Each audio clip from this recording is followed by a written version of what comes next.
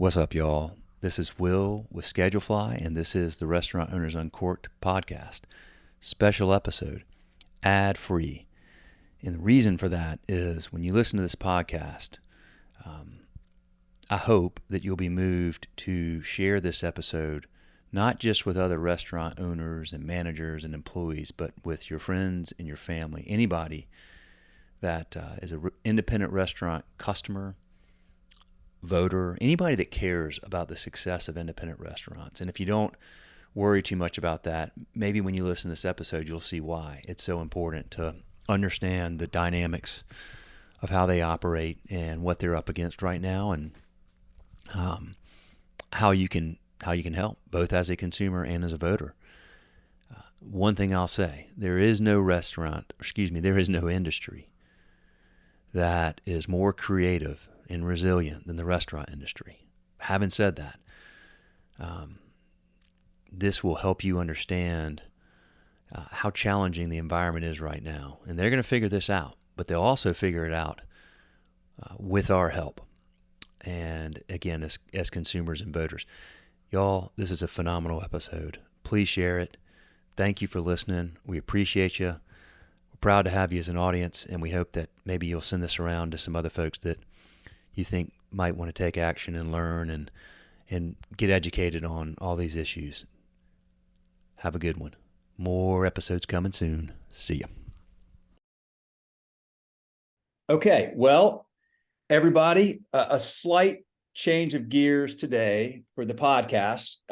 While we normally are speaking to restaurant owners, we actually have one on here, Cheetie, but we're not going to be talking about Cheetie Kumar's restaurant as much as we're going to be talking about the IRC, the Independent Restaurant Coalition. And I have two folks on here that I'm so thrilled to have this opportunity. So I'm going to let Cheetie and Erika, if you'll briefly introduce yourselves, and we'll start, I guess, Cheetie, with you.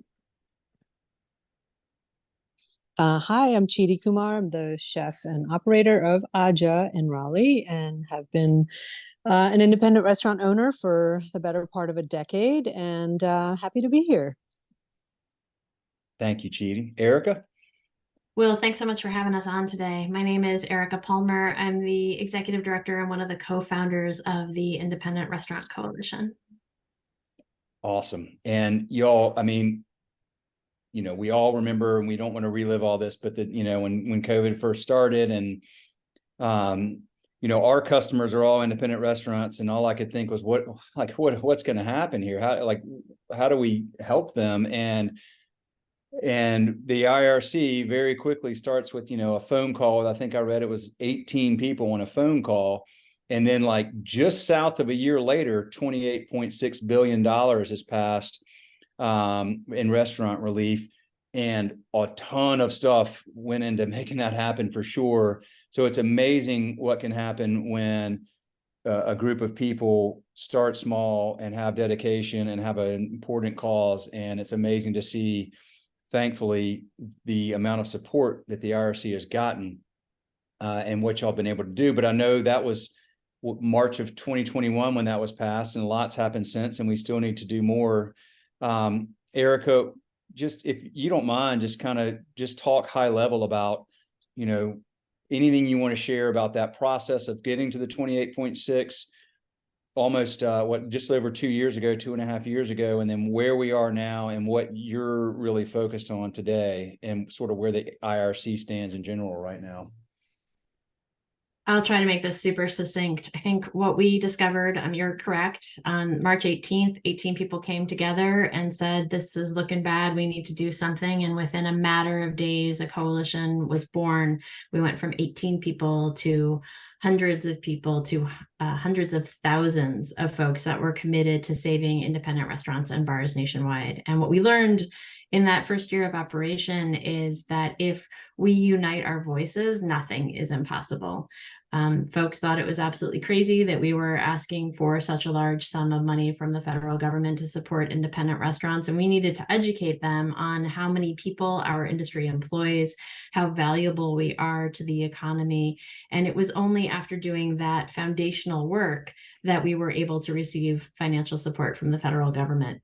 Well, that didn't solve all of our problems, and we still have a lot more work to do. And I would be remiss if I didn't mention that that $28.6 billion was not enough to support all of the restaurants that applied for assistance. In fact, more than 100,000 of them did not receive any assistance. So whether you received financial assistance from the Restaurant Revitalization Fund or not, restaurants are faced with an immense set of problems every day, and they're creative enough to overcome them. But there are some policy things that we could change in order to make it more feasible for an independent restaurant like Cheetie's to survive. A couple of those things just off the top are addressing some of the issues that we have around immigration reform, making it easier to hire people, looking at the Credit Card Competition Act, which would reduce the immense credit card fees that independent restaurants are paying.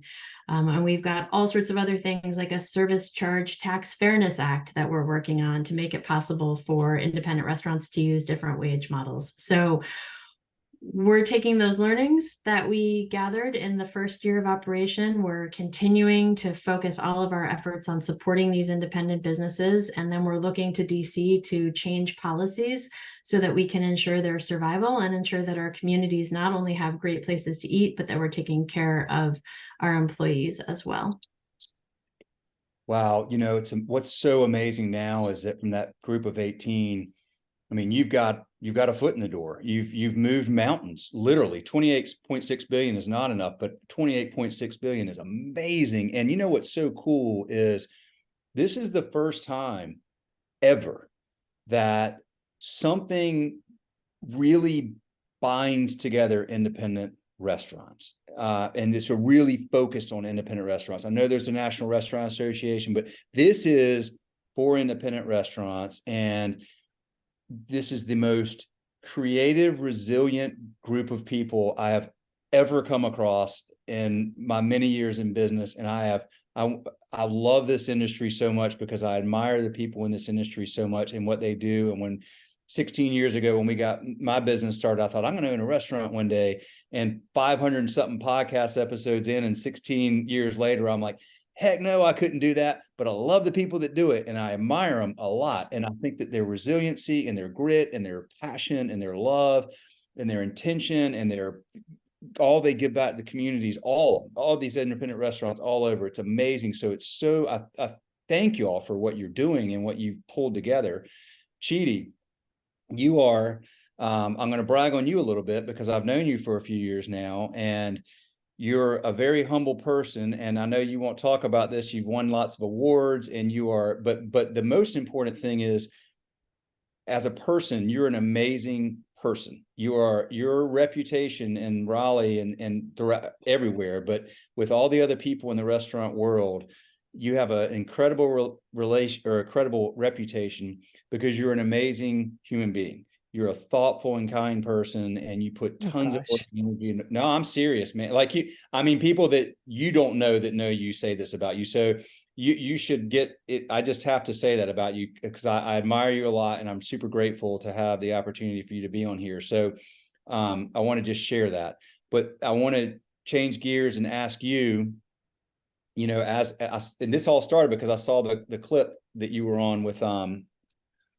was it Bloomberg recently? And I was like, God, there's so many things to deal with right now, as always, but you got rising prices of, cost of goods, rising labor costs, rising rent, like inflation keeps going through the roof. It's really, really, really hard to run an independent restaurant with all that already. And then you add all that, it's like, wow, what do you do? So talk from your perspective about, what's going on right now and what people should know, and, what you would like to share with folks that are listening. Well, thank you. My gosh. Thank you for the nice words. Well, yeah, I mean, independent restaurant work and ownership and operation has always been maybe a labor of love. And, that's sort of a cute way of saying it's really make money and keep doors open. Back before the pandemic, in the beginning part of the pandemic, and, I neglected to mention that I'm on the board of the IRC, and I joined the IRC in like April of 2020.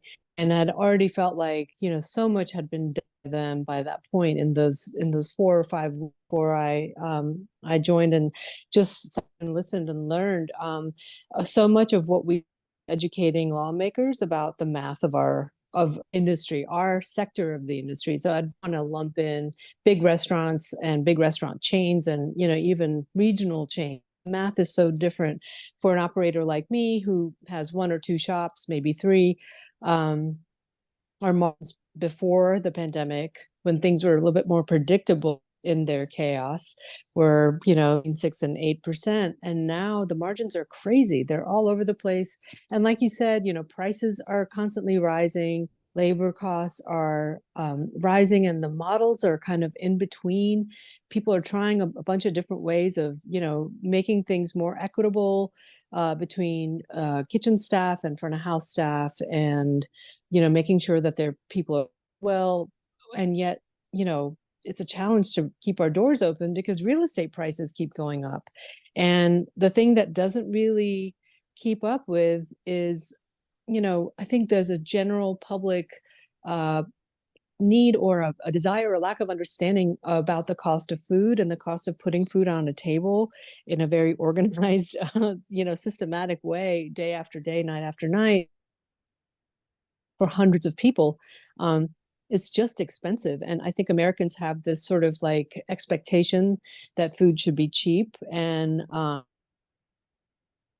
kind of choose not to recognize all of the hidden costs. So something, if beef is artificially cheap, it's probably really being raised poorly. It's probably taking a real on the ground and the planet.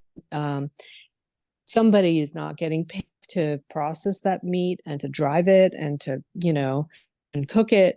It's and maybe they're not humans in that chain, or they're robotics involved. I mean, there's all kinds of things that are changing, and I think our job is to make what we do look easy and effortless, because we want people to have a good time, and we want people to not worry when they're sitting in our seats.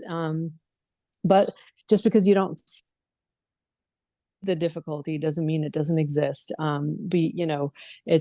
It's almost impossible sometimes to navigate. And I operate a restaurant called Garland in downtown Raleigh for 9 years, and we closed in August, and everybody was shocked.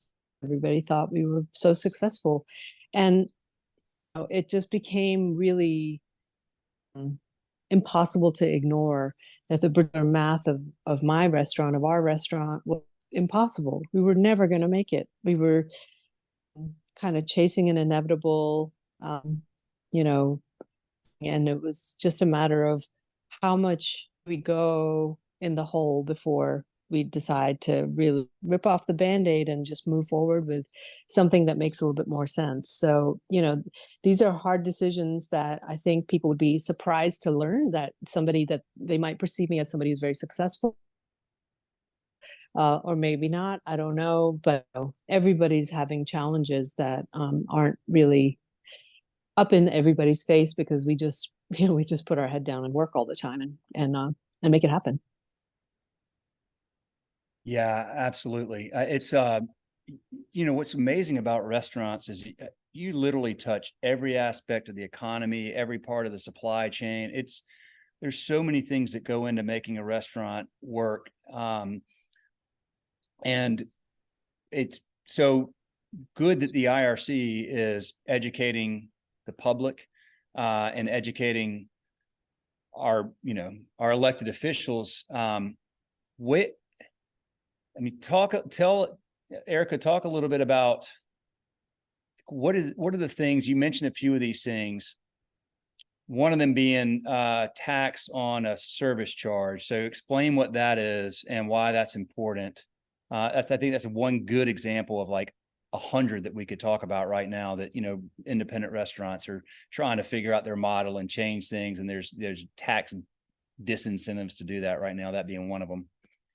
Yeah, thanks for asking about the Service Charge Fairness Act. This is something that has not been introduced in Congress yet, that we are hoping to see introduced in the fall. Our patron saint of independent restaurants, Congressman Earl Blumenauer, has authored this bill with us. Here's how it works. Right now, if you go to a restaurant and you tip a server, the restaurant isn't paying tax on that tip.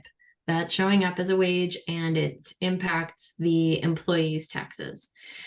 If a restaurant said, gosh, we really want to move away from tipping, we know that's not necessarily the most equitable way to pay our staff, and we want to be able to make sure that folks that are doing service and that are in the kitchen are getting an increased wage, we want to use a service charge and we want to apply it to every receipt.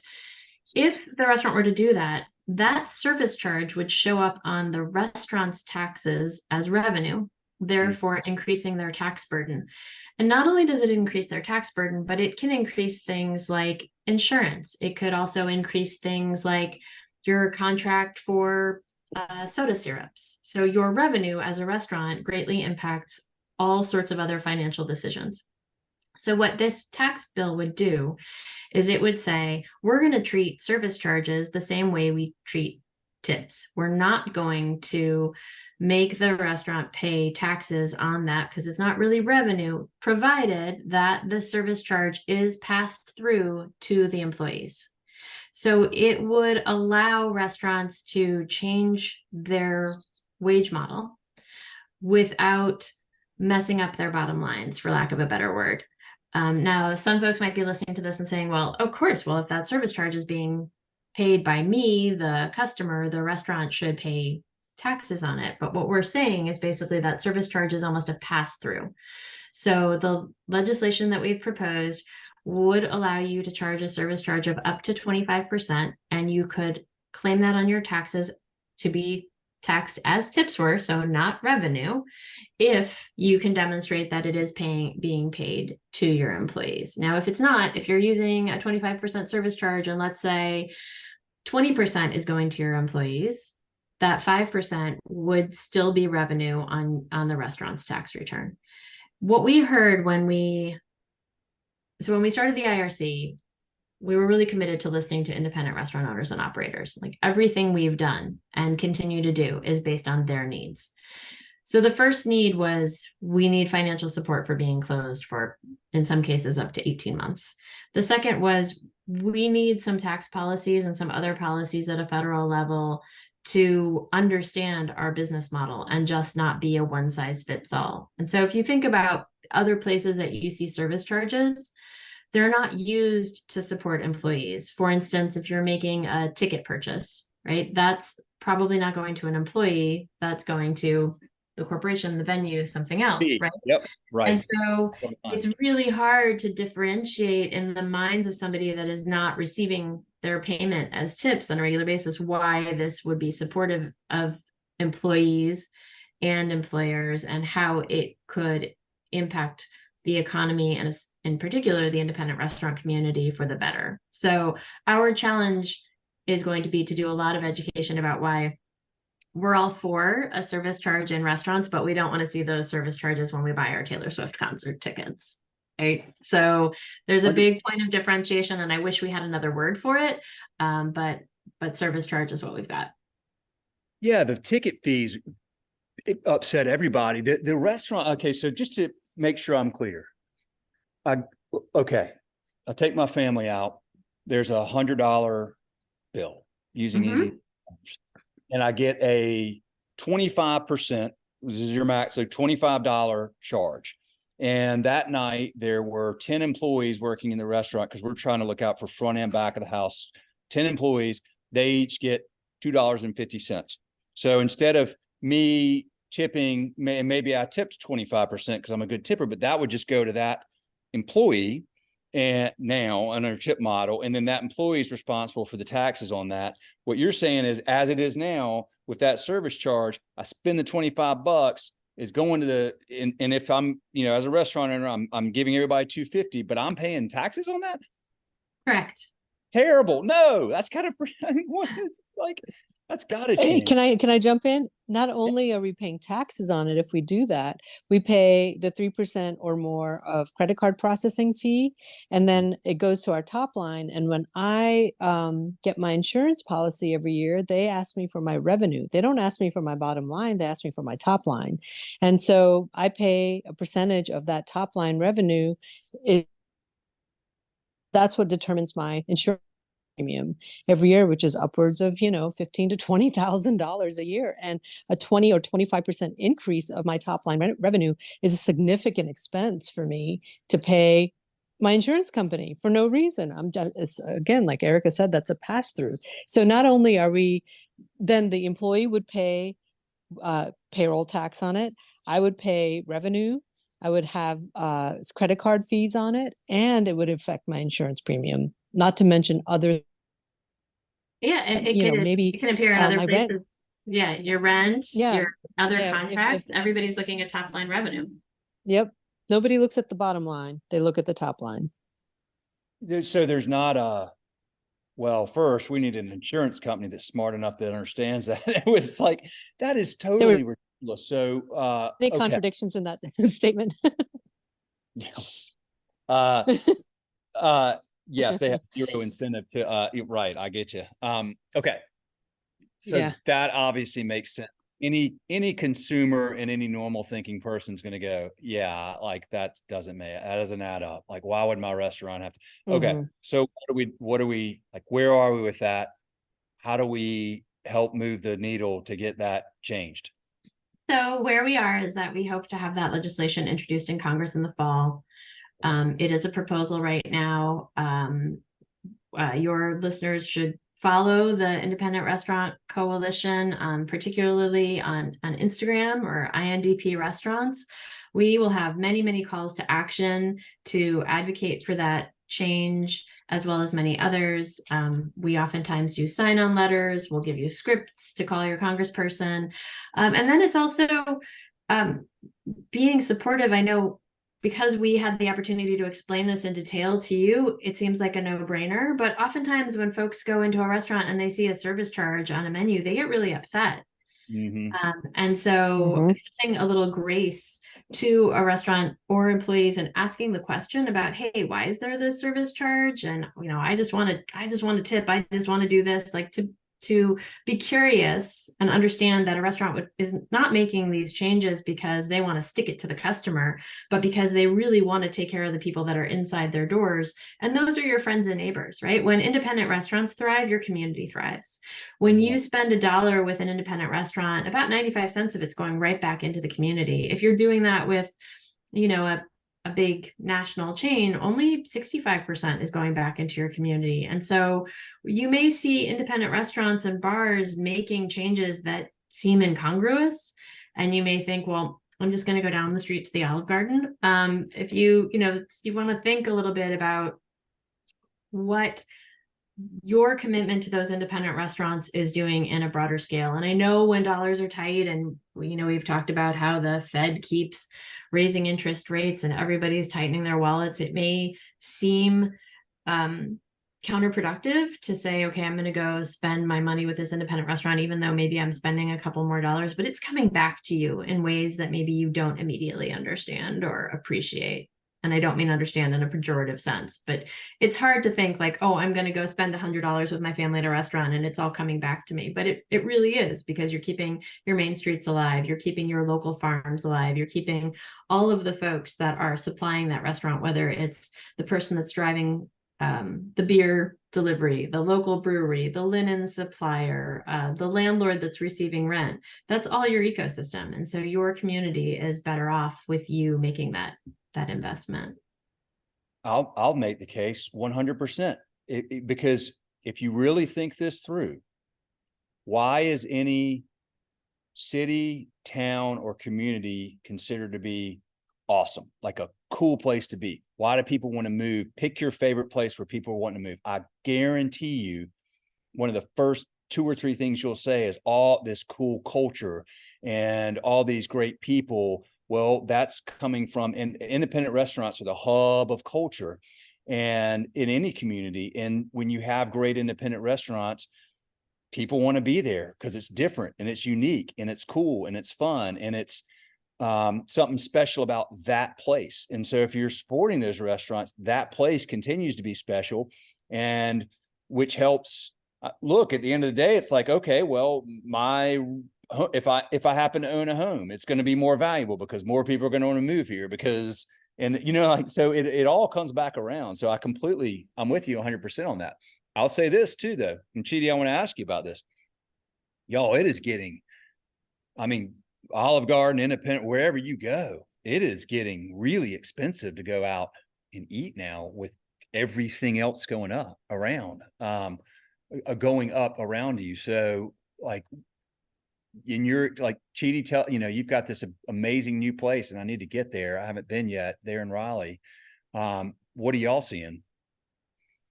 Well, inflation impacts everybody. And I know people are paying a lot more for food at the grocery store.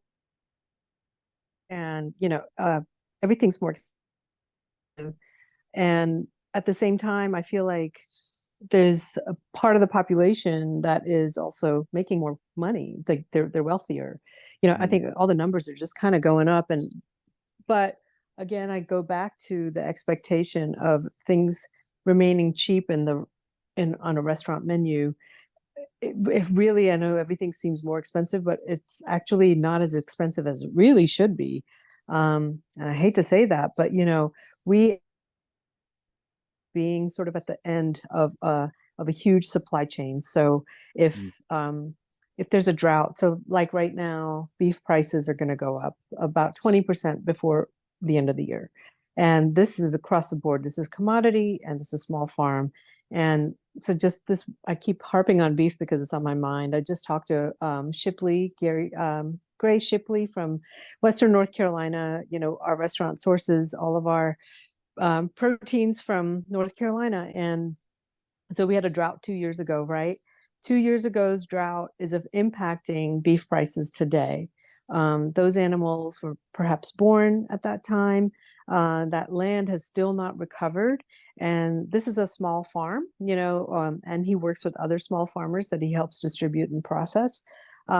Those prices are going up now because even if the small farmer didn't incur more direct costs, it was more expensive. That small farmer needs to survive, and they can get more money in the commodity market because the industrial part of the beef production is more expensive because of all of the climate, how impactful raising cattle is on the planet, and what an effect a drought will have because all of that grass, all of that land is just kind of hard and arid. Anyway, I'm just trying to make this point where this one particular farmer doesn't see a 20% increase in cost. Why would he not try to get more money available to him in the commodity market? That's a choice that he has to make for himself and his family.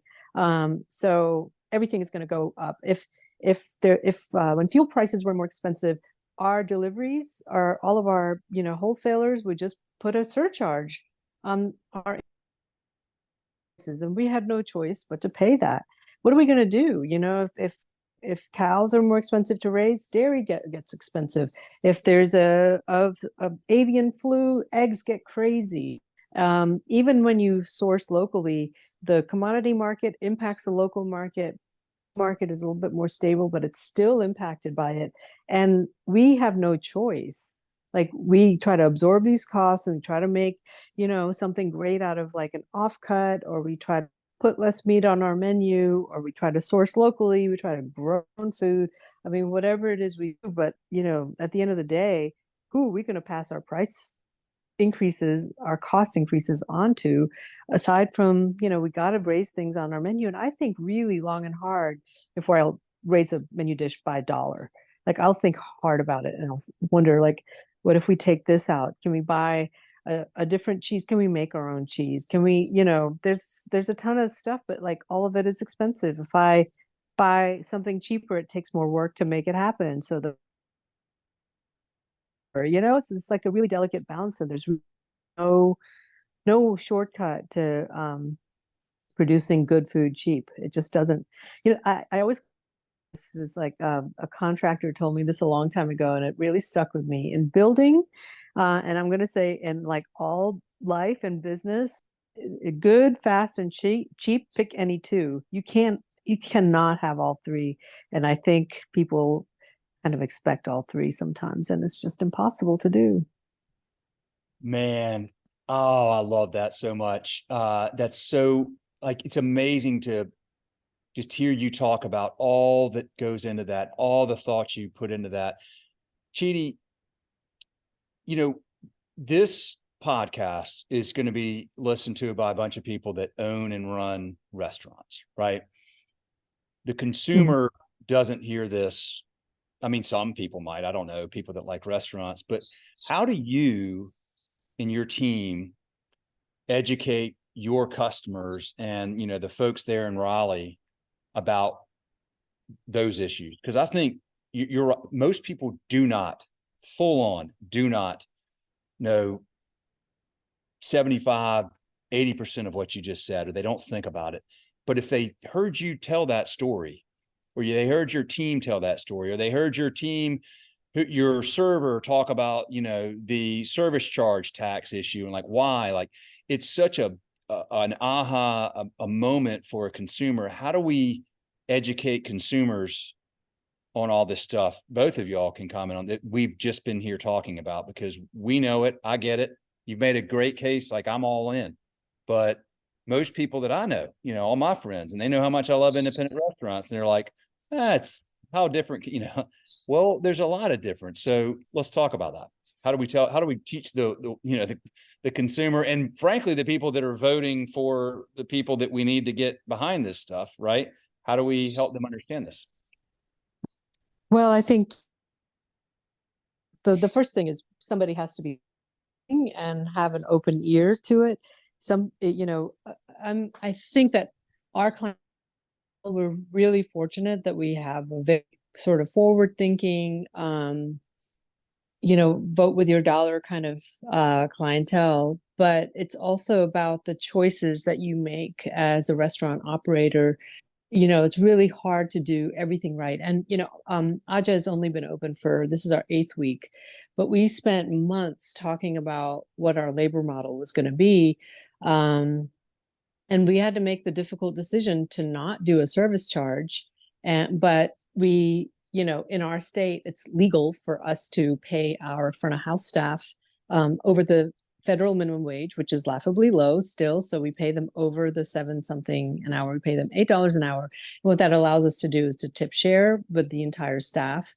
And there are, subtle legalities that we explored and made sure that we were okay. And we are, but that's expensive for us, so, but it's a commitment, and it's a gamble.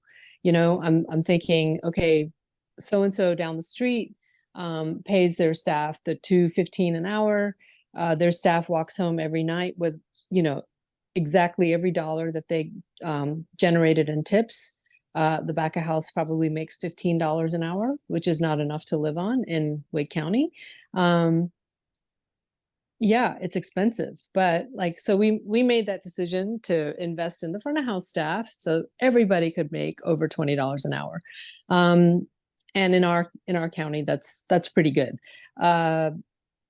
We really take the time, and it's a lot more work to source from a lot of different farmers. And, it's like multiple text threads with our sous chef, our CDC, and myself. And oh my God, we have eggplant is going away, or peaches are coming in, or whatever. All of that, all of those things, it just requires a lot more commitment. And I think if you do that, I think it comes through for the guest. They may not understand why things are better and why the staff feels happier and why a place has a better vibe. And sometimes we don't really want to talk about that. People don't come in to get a economics lesson on independent restaurants. But I think, making it be a little bit better than it was, or than it has to be, is what we really should be doing. That's what our industry is about. And if you have guests that are willing to listen and talk about it, then I think I've been able to talk about this a couple of times with our guests. I try not to, but I think it's just an awareness too. I think it's very similar to somebody, choosing to shop at a local farm or get a CSA for their home. They're making a decision about the health of their family, and therefore the health of their community also, and supporting a local farmer. I think if you're inclined to be that way, if you're inclined to be that kind of person, then I think it should be sort of like the next obvious layer of things to understand is how your independent restaurant is operating and what choices are they making, and vote with your dollar. So, well, if I can add to that a little bit, if you don't Yeah. mind. Please. I think, you as a diner and the folks that are listening to this podcast as restaurant owners and operators, I think sometimes we have a disconnect. And, restaurant owners are so focused on the experience, which is important. And like Cheetie said, multiple text threads and figuring out ingredients and all the things. We're all stuck in the weeds of operating a good business. That sometimes we forget that the customers are picking up that vibe, and the customers really do want to see you succeed. And you see that most at the worst time. You see that when a restaurant announces that they're closing, right? All of a sudden, a restaurant announces they're closing and their books are filled the way they wish they had been for weeks and months, right? The Tuesday night is all of a sudden a busy Saturday. And so while as hospitalians, we're really committed to never letting anybody see us sweat, we're like, ducks gliding across the water, and you don't see the little feet paddling like crazy underneath. We can tell the story of what it takes to be in business and to survive without showing the icky parts, right? We can be honest in our communication. Let's just go back to that service charge as an example, right? Clear language on your menu, and not just your menu in the restaurant, but your menu on the website, right? Pulling back the curtain a little bit and not making people feel guilty or bad or showing how tough it is, but showing how those decisions are made. Things like there's a local bakery here in Oregon that is known for their BLTs. And, they've got this amazing bread, and during tomato season, what's better than that big, thick slice of tomato on a sandwich, right? Well, they've started putting up signs saying, hey, we know you're expecting them, but they're not quite ripe yet. Or, hey, only 2 more weeks of tomatoes, right? And it's a really small, graceful way to educate people, instead of saying, oh no, you can't have that BLT because it's not in season, but to engage your customers in the process so that every piece of food, every beautiful dish, everything that's coming to their table has a story intact. And whether that's the story of a tomato, or whether it's explaining that, gosh, you expect that burrito to be cheap because you've just always assumed that a burrito is going to be cheap, but you need to pay attention to the very fact that all the ingredients that are going into that burrito are also being served at a fine dining restaurant, and they have the same cost. They don't get discounted when they're going into the burrito, right? And we can do some of those things gracefully and still with hospitality, but it is incumbent upon us to take the time to tell the story. And each individual restaurant's going to have to find the way that they want to tell the story. I think I would just encourage everyone to not be afraid to be authentic and share your challenges. Just don't foist them on top of your customers. Right. Don't preach, but share and just educate. Like, people are fascinated with this stuff, y'all. Like, I mean, all the stuff Cheetie was just talking about, this farmer in Western North Carolina and a drought. Like, to me, I'm like, dude, I want to hire a film crew and follow Cheetie around for 6 months and make a documentary and stick it up on Netflix, because like, that's the worst movie ever. Incredible. It would be so good, because people would really understand like like when people know. You nailed it, Eric. Like, look what happened during COVID. I've been like tooting this, like, independent restaurants are freaking amazing forever. And, I've got people that are friends. They're like, yeah, I mean, they're great and all that. And then what happened during COVID? Everybody went, uh-oh, my favorite restaurant's going to close. No. This can't happen. Like, give them whatever. I'll do. Like, they really realize same thing happens when they're closing. You're exactly right. People do care. They just don't know all that goes in, and they want to know. And so that if we educate them, and they like, that's fascinating. That's such a cool story to share. And I don't know how to do it, but I do know that I think there's a really ripe audience of consumers out there, that there's going to be ones that are whatever, they're going to but there's a lot of people that do support independent restaurants, but they don't really understand, and they want to know. And the more they know, the more they're going to support them, even when it is more expensive, like you said, Erika. And they're going to support not just independent, like independent businesses, just small businesses in general, because you really start to realize, like, wow, it is really hard in Well, today's just time think about it this way. Nobody talked about supply chain until we couldn't get toilet paper, until we couldn't get toilet paper or paper right? towel. That's Right? exactly. That's Nobody right. know supply chain was not a word that we all talked about. And then once toilet paper went away, we learned about supply chain. And so as independent restaurant owners and bar owners, we can capitalize on the fact that there's an increased awareness of how things are moving through the chain, and we can tell our story. And maybe harder to do in a restaurant than for me to do in the halls of Congress. But if we do little teeny pieces of it every day, we can continue to tell that story. Yeah, I totally think so. I think people are really hungry for it. And if there's a right balance, Cheetie and all of your peers out there to find of like using social media to do it in a really positive educational way. Like here's all that, like this stuff we're thinking through right now. And like, people are like, whoa, that's fascinating. So okay, guys. Well, I've probably kept y'all longer than you had intended, and I apologize if that's the case, but this is so fascinating to me, and I cannot thank you enough. I do want to just ask you, Cheetie, if you want to say anything else or close with anything, and then Erika, if you just tell us kind of like what we need to do next to keep moving the ball forward. And, I know 28.6 billion was awesome, but it wasn't enough.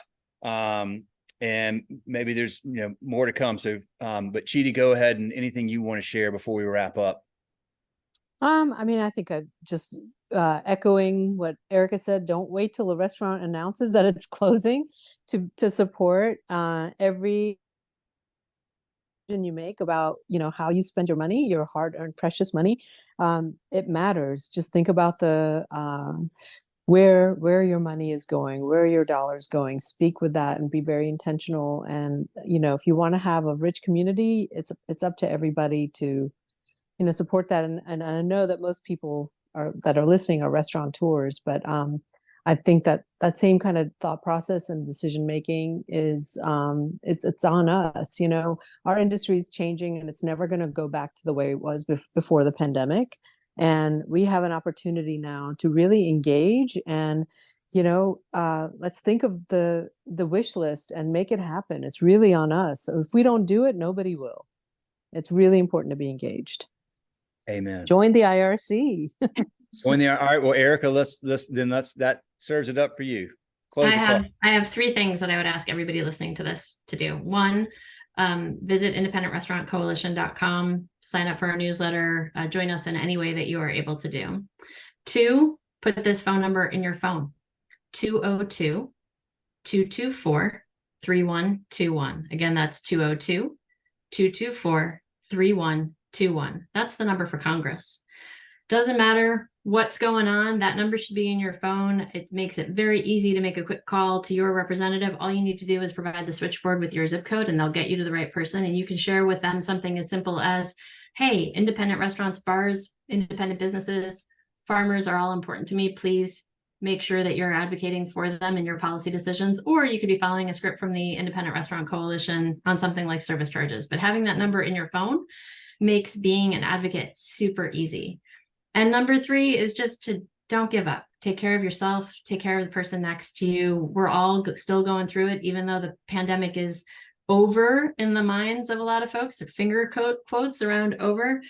This is an ongoing battle, and we're going to still see the challenges of having been closed for that peak pandemic year, and the virus hasn't gone away. So the more we can extend kindness to ourselves and to others, the better off we'll all be.